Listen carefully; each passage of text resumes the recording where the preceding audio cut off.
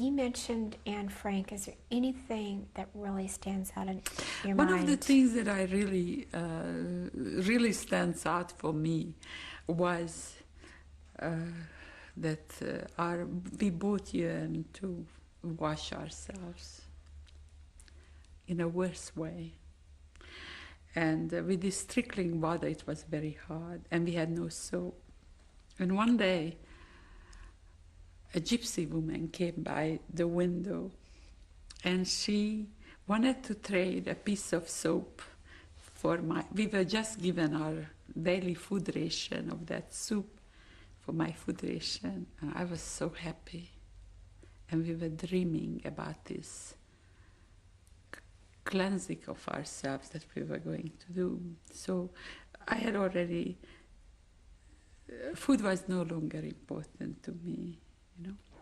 And so I made a trade with a gypsy woman. I gave her my soup, and she gave me this beautiful piece of green soap. And both Anne and I, we rushed to the latrine. And I was rubbing it, and I was rubbing it. And it wouldn't foam.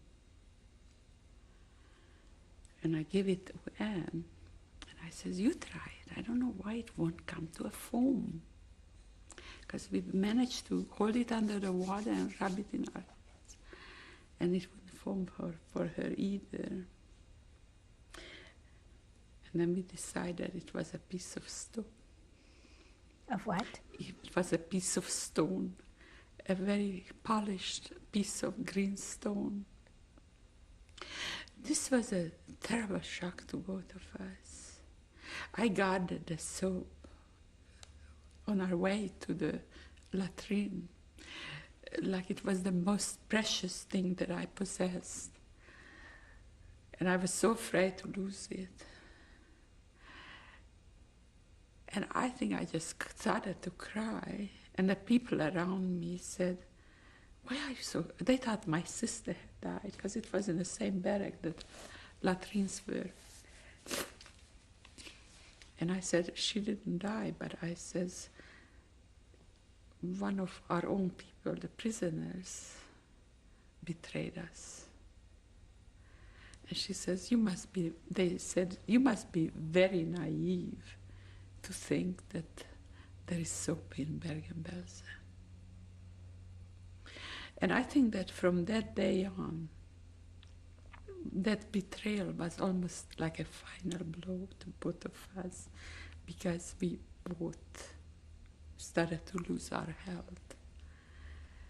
Up until that time, although the aim of the Germans was to separate us and conquer us, and we had a unity among us. The prisoners helped each other. We adopted each other as our families. But that kind of a betrayal was, at that stage in our life, in our camp life, was a terrible big blow. Because the food that I gave up for it was really our only lifeline. And it was so limited, and it was so scarce. When I think of that episode, I really feel, very guilty about that, because I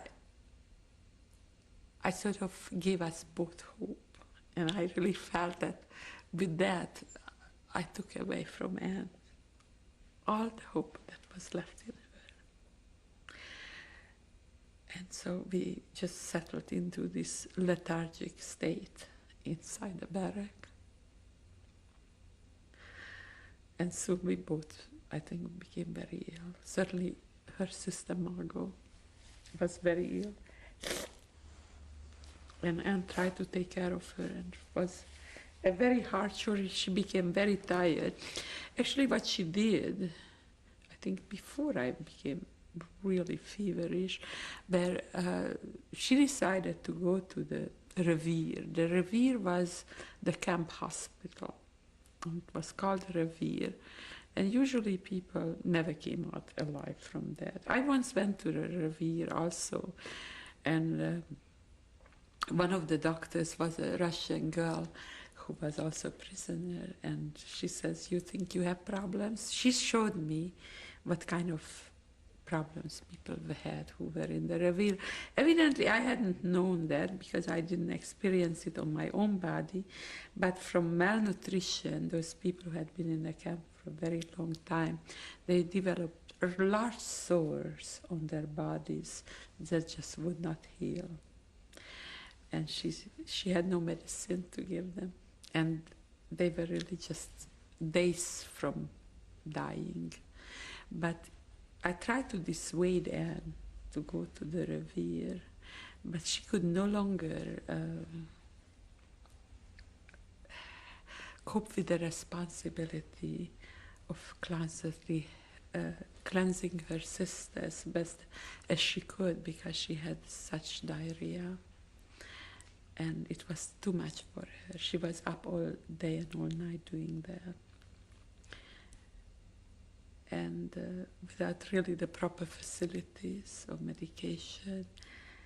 And I felt that it was the wrong thing for her to do, because I had seen that nobody stayed alive there very long. And if you weren't terribly sick at that time, certainly you were going to catch whatever else other people had around. And I think that was sort of the last that I had seen her before I myself became very ill. Is that where she died? She died in the Revere, yes, because some of the people who worked in this Revere were not always real medical personnel.